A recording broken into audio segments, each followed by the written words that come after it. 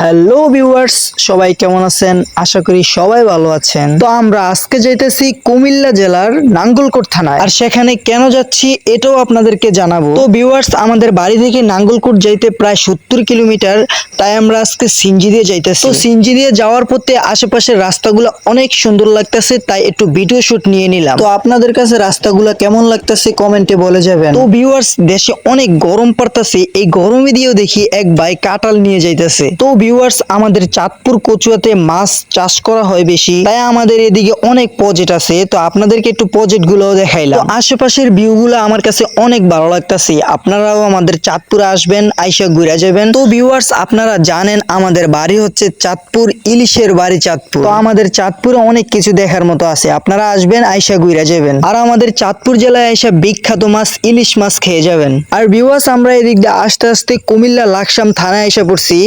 আর কুমিল্লা লাকসামের যে বিল্ডিং পুরো ঢাকা শহরের মতো দেখা যায়, আশেপাশে অনেক বড় বড় বিল্ডিং দেখা যায়। আসলে ভিউয়ার্স, হচ্ছে কি কুমিল্লা জেলায় হচ্ছে সব বড় লোকদের বাসা। তো ভিউয়ার্স, আমরা এখন আইসা পড়লাম নাঙ্গলকোট, আর এটা হচ্ছে নাঙ্গলকোট লুটাস চত্বর। তো ভিউয়ার্স, আমরা আইসা পড়লাম হাসপাতালে, যে হাসপাতালের জন্য আমরা বাড়ি থেকে রওনা করছি। আর এই হাসপাতালে আসার উদ্দেশ্য হলো আমাদের একটা ভাই বন্ধু মানসিক রোগে ভুগতেছে অনেক দিন ধরে, তাই ওরে নিয়ে আসলাম এই হাসপাতালে চিকিৎসা করার জন্য। তো ভিউয়ার্স, আমরা এখন চলে আসলাম নাঙ্গলকোট রেল স্টেশনে। তো নাঙ্গলকোট রেল স্টেশনটা দেখতে অনেকটাই সুন্দর। তো আমি আর ফয়সালে এখানে একটু মজা করলাম, তারপরে একটু বসলাম। তো নাঙ্গলকোট এই জায়গাটা আপনারা অনেকেই চেনেন না, কারণ এইদিকে সবার আসা হয় না, তাই এই জায়গাটা সবার চিনা হয় না। আসলে আমরাও যদি না আসতাম তাহলে চিনা হইতো না। তো ভিউয়ার্স, এখানে নাঙ্গলকোট লেখাটায় আমি আর ফয়সাল একটা টিকটক করে নিলাম। তো টিকটকটা হয়তো বা অনেকে পছন্দ করে না, কেউ টিকটকে অ্যাক্টিভ করে, আবার কেউ টিকটকে অ্যাক্টিভ করে না।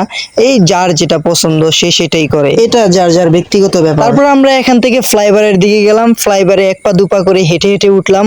আর আমাদের ক্যামেরাম্যান আছে রাহাত ভাই, রাহাত ভাইকে আমরা দেখাই না, কারণ রাহাত ভাই ক্যামেরার সামনে শো করে না। তারপরে এখানে উঠে আমরা একটু মজা করলাম, দুষ্টামি করলাম, অনেক ধরনের নায়ক নায়ক স্টাইল নিয়ে পিক তুললাম। তারপর ভিউয়ার্স, আমার গেঞ্জির পিছনে যে নো গার্লস লেখাটা, এটা দেখে প্লিজ কেউ কিছু বলবেন না আমাকে, এটা আমি একটু শখের বিষয়ে লাগাইছি, সো ফানি হিসাবে দেখবেন। তারপর ভিউয়ার্স, পাগল হয়ে যাব আমি, পাগল হয়ে যাব, এই গানের একটা ভিডিও আছে না। তো ফয়সাল বলল যে আয় চল দুজনে এই ভিডিওটা করি। তারপর দুইজনে হাইলা ডুইলা একটু ভিডিওটা করলাম।